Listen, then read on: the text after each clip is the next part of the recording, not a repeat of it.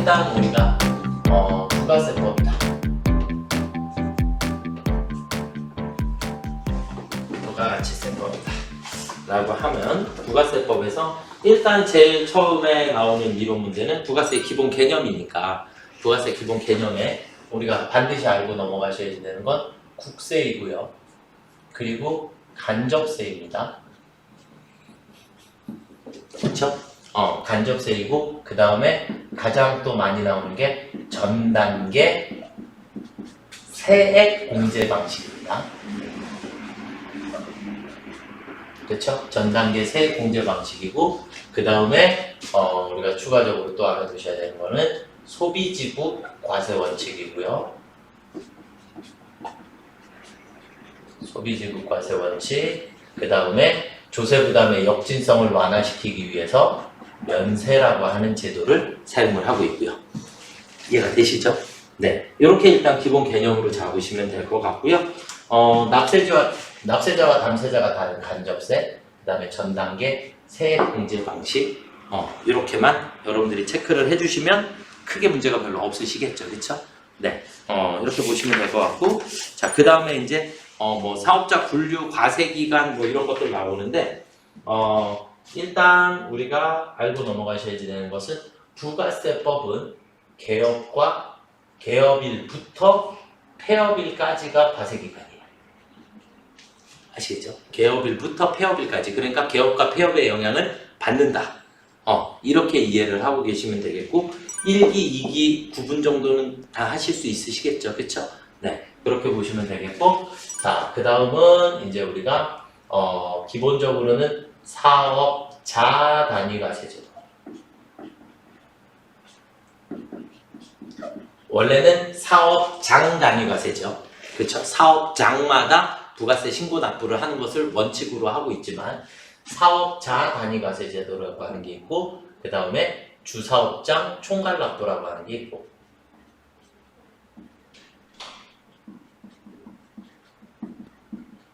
이 둘만 비교를 하실 수 있으시면 되겠고 사업자 단위과세 제도는 무조건 한 곳에서 전부 다 모든 일 처리를 다 하는 거죠.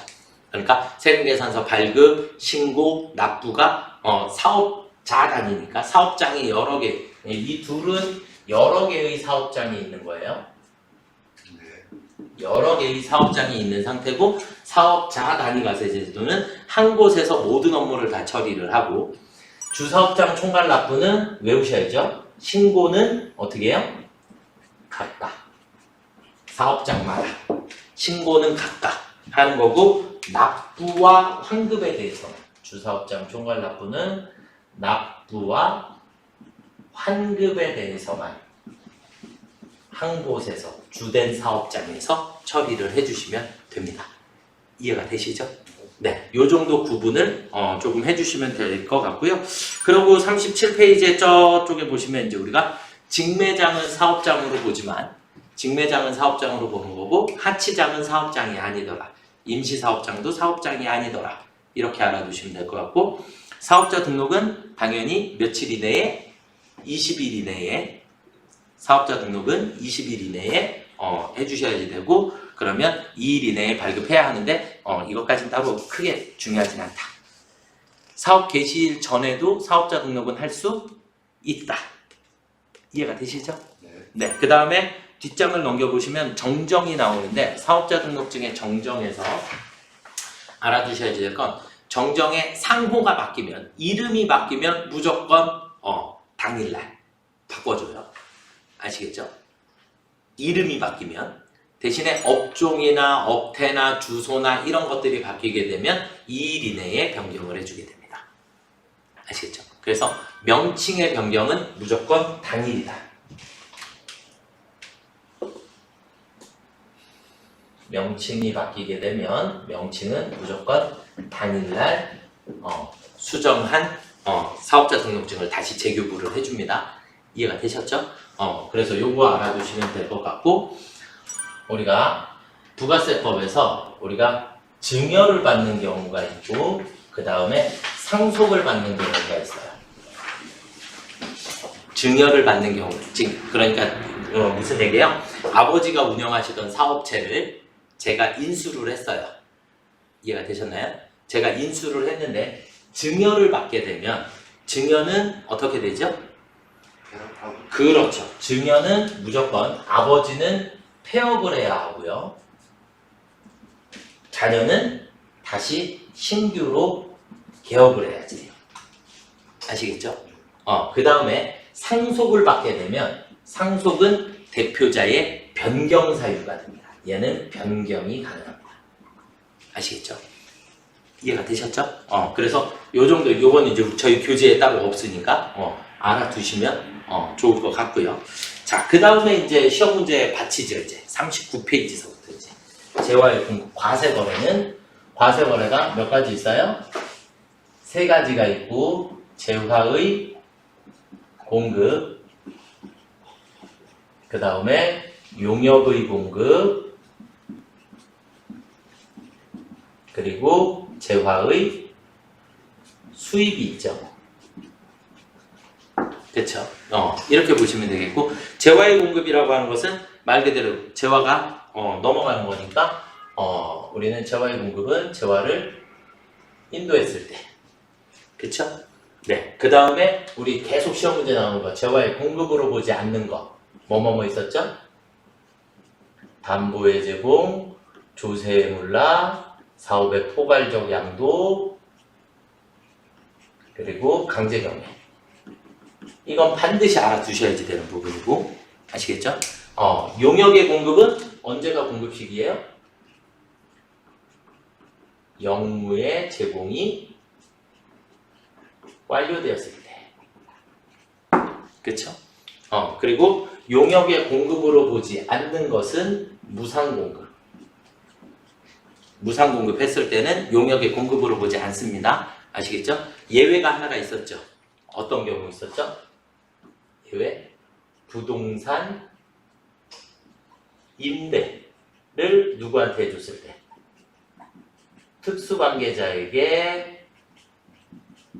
특수관계자에게 부동산 임대 용역을 무상으로 제공했을 때 이때는 과세가 돼요.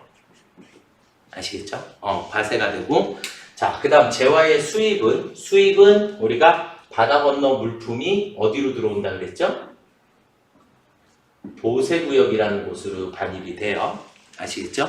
그래서 국외에서 보세구역으로의 반입만 과세 대상이 아닙니다. 과세 대상이 아니고, 그 다음에 보세구역 내에서 거래가 이루어질 때 과세, 보세구역에서 세관을 거쳐서 국내로 반입되었을 때 우리가 쓰는 표현이 수입, 당연히 세관장이 과세를 하도록 되어 있고요. 그 다음에 국내 물품이 보세구역 안으로 들어가더라도 과세가 됩니다. 부가세가 붙는다.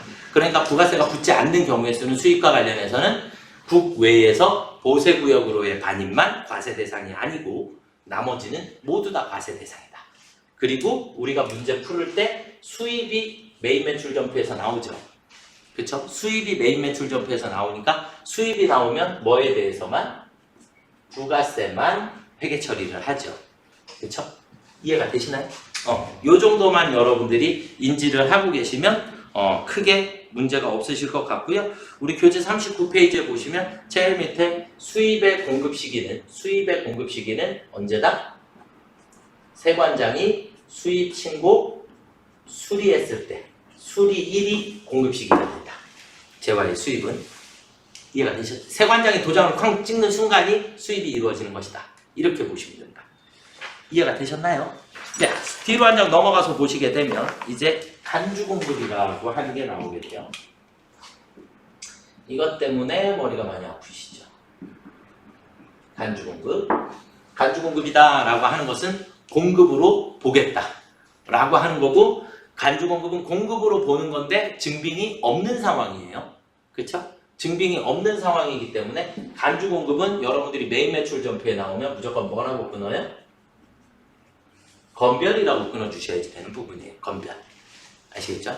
그 다음에 우리 회사 제품이 밖으로 빠져나가니까 당연히 제품을 원가로 기재를 해주셔야 하고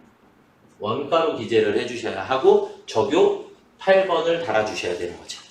그렇죠? 이건 실무에서 실무 메인 매출 전표 부르실 때 간주 공급. 그럼 간주 공급에는 몇 가지 있었죠? 첫 번째 자가 공급, 그리고 개인적 공급, 그 다음에 사업상 증여,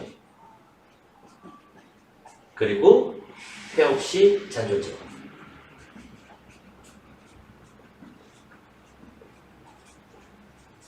이렇게 네 가지로 구분이 되죠. 그쵸? 그러니까 간주 공급이다라고 하는 것은 전제는 뭐예요? 공급으로 간주하겠다. 그러니까 전제는 과세예요. 부가세를 내야 한다. 이렇게 되는 거고, 자가 공급은 내가 생산한 제품을 내가 소비하는 경우로 우리가 자가 공급이다라고 얘기를 했고, 맞죠? 그래서 기본적으로는 여기 있는 세 가지는 우리가 무슨 사유에 해당할 때? 매입에서 불공사유와 같은 사유가 발생을 했을 때, 그런 사유로 내 제품을 사용을 했을 때, 그때 다 과세가 되는 것이다. 이렇게 보시면 되겠고, 이해가 되셨죠? 그러니까 자가공급 중에 과세 대상이 아닌 것들을 보면 내가 생산한 걸 내가 업무에 사용하게 되면 과세 대상이 아니에요. 기본적인 사유로. 아시겠죠? 그러니까 모니터를 생산하는 공장이 모니터를 우리 회사 업무에 사용을 하게 됐다. 이게 자가공급이거든요. 그때는 과세 대상이 아니다. 아시겠죠? 근데 사업과 관련 없이 쓴다든지 아니면 승용차와 관련해서 쓴다든지 토지와 관련해서 쓰게 되면 그때는 자가공급도 과세가 된다.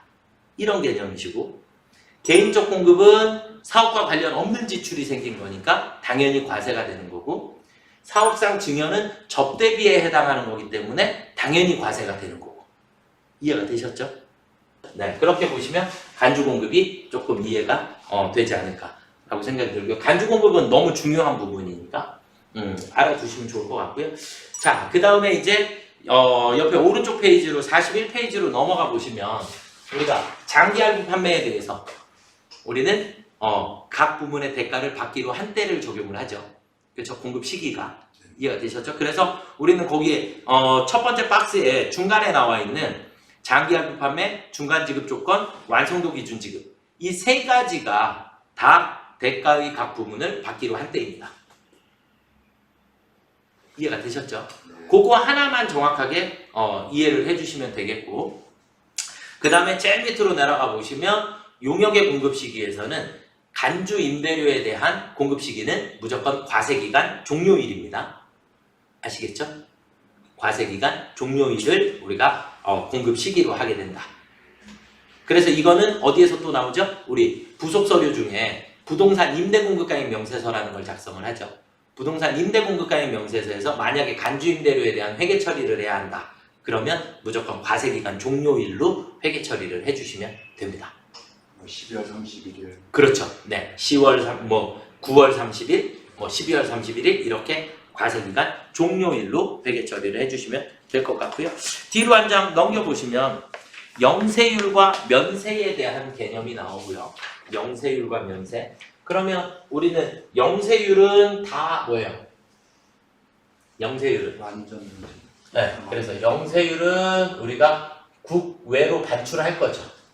그렇죠? 그래서 영세율이다라고 하는 것은 다 해외, 국외, 외화, 이런 것들과 관련되어 있는 것. 결국은 얘네들 전부 다 우리가 수출이다라고 볼 수 있는 부분들을 우리가 영세율이다라고 얘기를 하는데, 제가 얘를 우리 수업 시간에 어떻게 했었냐면 이렇게 그렸죠. 그래서 내국 거래가 발생했을 때랑 수출했을 때, 얘를 수출이라 했고, 그쵸? 내국 거래가 발생을 했을 때 수출할 물품의 내국 거래를 우리는 영세라고 전표를 끊어주신 거예요. 그쵸? 네, 이렇게 일단 구분을 하시면 되겠고, 면세에서는 우리가 불완전 면세다라고 얘기를 하고, 면세에서는 여러분들이 알아두셔야지 되는 게 뭐를 알아두셔야 될까요? 면세는 일단 농축수임산물, 그 다음에 수도요금, 교육, 그 다음에 또 뭐 있을까요? 의료, 보건, 이런 것들이 해당 사항이 있을 거고, 시험 문제에 자주 출제되는 것 중에 하나는 화환이에요. 화환. 그래서 거래처 개업 선물로 화환을 제공하고, 뭐 예를 들어서 신용카드로 결제하였다, 이렇게 나오게 되면 그때는 카드 면세를 사용을 해주셔야 되는 거고, 계산서가 나오면 증빙이 계산서니까 무조건 면세로 처리를 하게 돼요. 그렇죠? 그런데 화환을 사고 신용카드로 결제를 하게 되면 카드 면세 매입입니다. 이해가 되시죠? 그래서 면세 품목들은 일단 기본적으로 조금 암기를 해 주셔야지 된다 라고 보시면 될 것 같고요. 자, 그 다음에 이제 과세표준. 시험 문제 엄청 많이 나오는 게 과세표준이죠. 과세표준. 이건 이제 조금 중요한 개념이고요. 과세표준은 일단 시험 문제에서 뭐라고 나오냐면, 과세표준에 포함해야 하는 것. 포함해야 하는 것. 과세표준에 포함해야 하는 거 뭐였죠? 할부이자. 그러니까 할부이자에, 과세표준이라는 얘기는 부가세가 붙는 것들. 그래서 할부이자에도 부가세가 붙는다. 그리고 각종 세금들. 수입을 하게 되면 관세가 붙을 수도 있고, 그 다음에 농어촌 특별세, 교육세, 뭐 환경세, 뭐 여러 가지가 붙을 수 있어요. 그럼 그런 세금에도 부가세는 붙는다 라고 이해를 하셔야 되고, 과세표준에 포함하지 않는 것, 과세표준에 포함하면 안 되는 거 뭐 외웠죠? 연체이자. 그렇죠? 연체이자는 말 그대로 돈만 왔다 갔다 하는 것이기 때문에 거기에 대해서는 우리가 부가세를 붙이면 안 된다 라는 개념이 되겠고요. 자, 그 다음에 과세표준에서 공제하지 않는 것, 과세표준에서 빼면 안 되는 것, 과세표준 건들지 말아야 되는 것. 그래서 공제하면 안 되는 거에 뭐뭐 있었죠? 세 가지. 판매장려금, 네, 하자보증금, 배송금. 이렇게 세 가지는 과세표준에서 공제하지 않습니다. 과세표준을 건드리면 안 되는 것들. 아시겠죠? 그럼 아예 그냥 그걸 신경 쓰지 말고. 네, 근데 어쨌든 얘가 이론 시험 문제로 나오기 때문에 이론 시험 문제 과세표준에서 공제하지 않는 것, 뭐 이렇게 해서 보기가 4개가 주어지니까 그냥 3개를 외우시면 3개가 아닌 놈이 정답이고 3개 중에 하나가 나오면 그 놈이 정답인 거죠. 그냥 무슨 말인지 이해되셨죠? 그래서 판매하자 대손 그냥 이렇게 암기를 하고 계시면 될 것 같습니다. 이해가 되셨죠? 네, 그 정도 하시면 과세표준 어느 정도가 끝나신 것 같고요. 그 다음에 이제 우리 교재에는 대손세액공제가 나와 있는데, 대손세액공제 우리가 실기에서 다 처리를 했었고, 대손세액공제에서 여러분들이 암기하셔야지 될 건 확정신고기한에만 가능합니다. 대손세액공제는 언제만 가능하다? 확정신고기한에만 대손세액공제를 받으실 수 있습니다. 이해가 되셨나요? 예정 때는 대손세액공제 받을 수 있다 없다? 없다. 예정과세기간에. 그래서 확정과세기간에만 대손세액공제를 받을 수 있다라고 보시면 될 것 같습니다. 그리고 제일 밑에 보시면 대손요건이라고 하는 게 나오는데, 거래처의 채무자가 뭐 사망, 실종, 뭐 이런 것들. 그리고 시험 문제에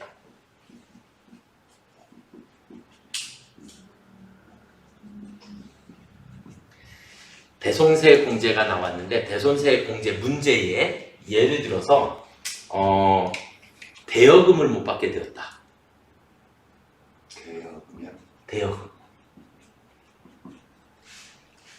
대여금을 못 받게 되었다. 대손세액공제 받을 수 있나요, 없나요? 이거는 원래 문제 자체가 말도 안 되는 문제예요. 대여금에는 부가세가 붙어 있지 않아요. 돈 빌려주면 부가세가 붙어 있지 않는데 대손세액공제를 받는다는 자체가 말이 안 되는 거예요. 무슨 말인지 이해가 되셨죠?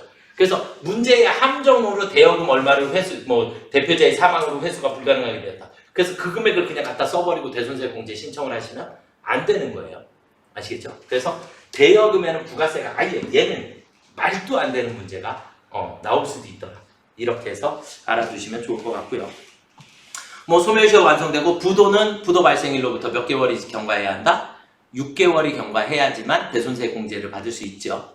그렇죠? 제일 밑에 우리 빨강 색깔로 써져 있죠. 그쵸?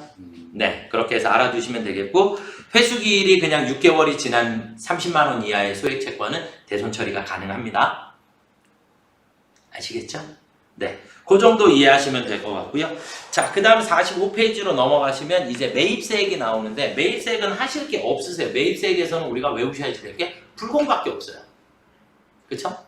불공밖에 없고, 불공만 외우시면 되고, 단지 우리가 부가세에서 신경 쓰셔야지 되는 것 중에 안분이라는 거를 해야 하는 경우의 수가 생기더라. 안분이라는 거. 그러니까 안분이라고 하는 것 자체가 왜 생기냐? 누구예요 이거? 겸업사업자죠. 겸업사업자. 겸업사업자. 그러니까 저는 면세사업이잖아요. 교육서비스업이니까 면세사업이거든요. 부가세를 여러분들한테 받지 않아요. 부가세를 받지 않다 보니까 겸업사업자들은 과세사업과 면세사업을 같이 해요. 그러다 보니까 우리 불공사유의 대표적인 게 면세사업과 관련된 지출은 매입세 공제를 받을 수 없죠. 그쵸? 그게 기본이에요. 제가 면세사업자인데 저는 모든 물품을 살 때 부가세를 다 내고 사요. 부가세를 다 내고 사지만 그 부가세에 대해서 공제 받아요? 못 받아요? 못 받아요. 부가세법상 사업자가 아니기 때문에. 이해가 되셨죠? 결국 면세사업과 관련해서 매입세액이 발생을 하게 되면 얘 매입세액은 공제된다 안 된다? 안 된다. 여기에서 매입세액은 공제를 받을 수가 없다. 과세사업에서 발생한 매입세액만 공제 대상이다. 이렇게 되니까 우리가 그래서 제가 화물차를 샀었죠. 그렇죠? 화물차를 샀을 때 어떻게 해야 한다? 안분 쪼개야 된다. 과세사업분과 면세사업분을 쪼개서 면세사업분에 대한 걸 불공처리를 해야 한다. 이해가 되시죠? 네, 그것만 안분이다라고 하는 거 신경 써주시면 될 거고, 의제매입세액 우리 부속서류에서 다 작성해 봤잖아요. 그렇죠? 그렇게 되고 재활용폐자원 안분 마찬가지다. 47페이지로 넘어가 보시면 47페이지에 이제 세금계산서 관련된 게 나와요. 세금계산서. 그래서 세금계산서는 거래 증빙으로 우리가 활용되는 게 세금계산서죠. 그렇죠?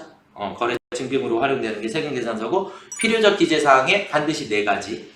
그렇죠? 그래서 공급자의 등록번호, 공급받는 자의 등록번호, 공급가입과세, 그리고 작성연월일이라는 게 필수더라.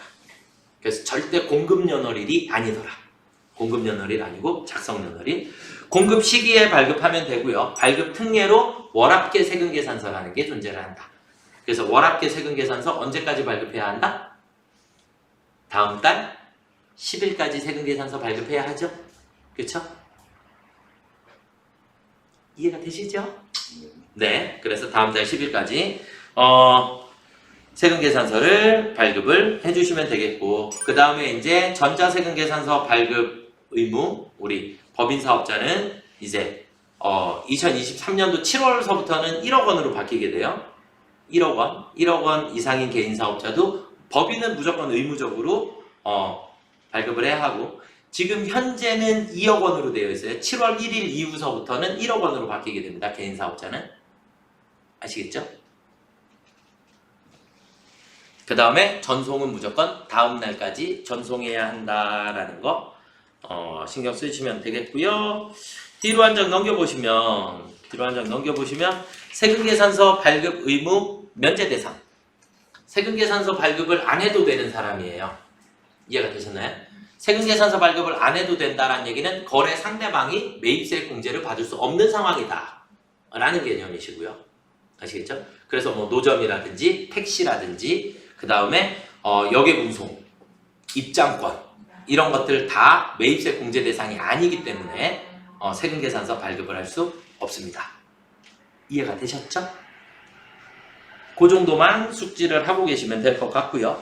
자, 옆에 이제 49페이지에 신고납부로 넘어가시게 되면, 신고납부는 당연히 예정신고하시고 확정신고하시고 납부하시면 되고 크게 문제는 별로 없으실 거예요. 그런데 우리가 법인에서 이제 세 번째 점에 보시면 직전과세기간의 공급가액의 합계액이 1억 5천만 원 미만인 법인사업자는 예정고지를 받을 수 있습니다. 그러니까 원래 법인은 예정고지라는 게 없어요. 무조건 신고납부, 신고납부, 신고납부, 신고납부 4번을 해야지 되는데 직전과세기간에 공급가액의 합계액이 그러니까 1억 5천만 원 미만인 영세법인이라고 얘기를 하거든요. 그러니까 영세법인에 해당하게 되면 그때는 예정고지를 받을 수도 있습니다. 아시겠죠? 자, 그 다음에 개인사업자는 당연히 예정 때 고지 받고요. 그 다음에 개인사업자에서도 예외 3분의 1에 미달하게 되면 신고 납부할 수 있습니다. 3분의 1에 미달하면 신고 납부할 수 있고요. 자, 그리고 우리 시험 문제 나오는 건 환급. 환급은 우리가 예정 때는 환급이 없죠. 그쵸? 확정과세기간 종료 후 30일 지나야 환급을 받는데 환급은 그냥 이렇게 외우세요. 두 가지로 일반 환급이라는 게 있고 그 다음에 조기 환급이라고 하는 게 있더라.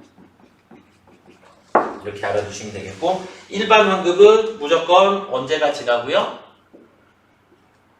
확정 신고 기한 경과 후 30일이에요. 확정 신고 기한 경과 후 30일. 조기 환급은 매월 또는 매 2월 단위 2월 단위로 신고 후 15일 이내에 환급이 이루어지게 됩니다. 아시겠죠?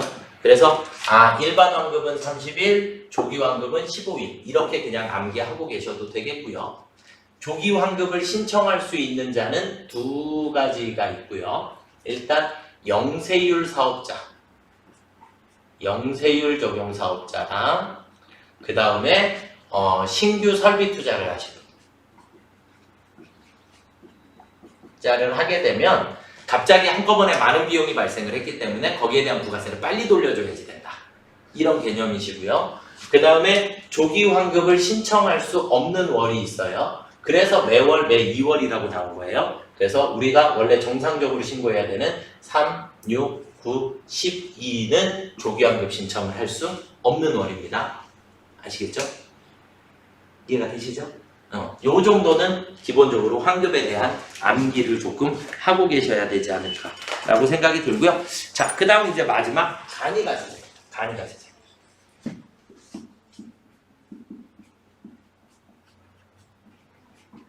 간이가세자.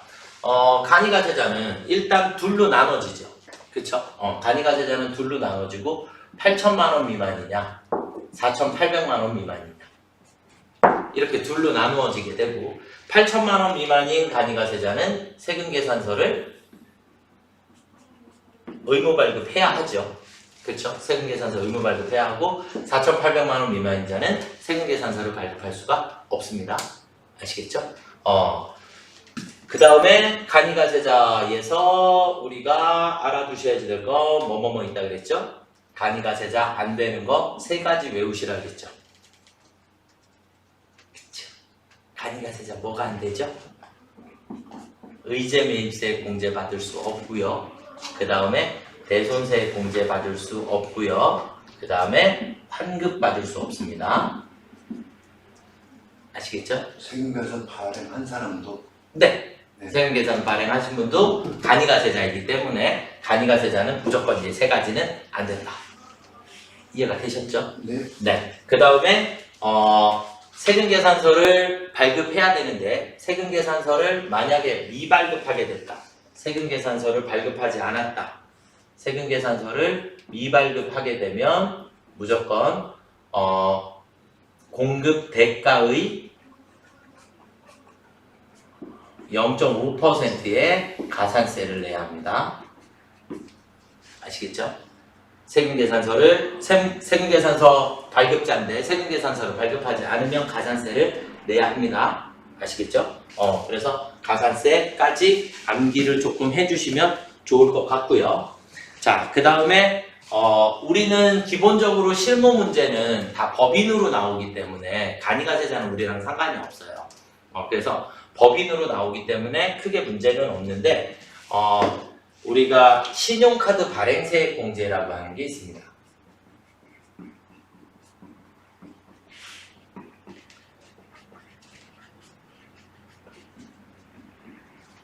이 신용카드 발행세액 공제는 법인은 해당 사항이 없어요.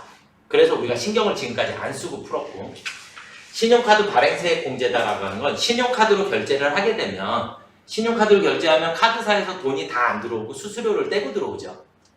그렇죠? 그러다 보니까 국가에서 그 돈을 약간 지원을 해주겠다 라고 하는 게 신용카드 발행세액 공제예요. 그래서 신용카드 발행세액 공제는 개인사업자나 간이가세자들이 신용카드 발행세액 공제를 받을 수 있고요.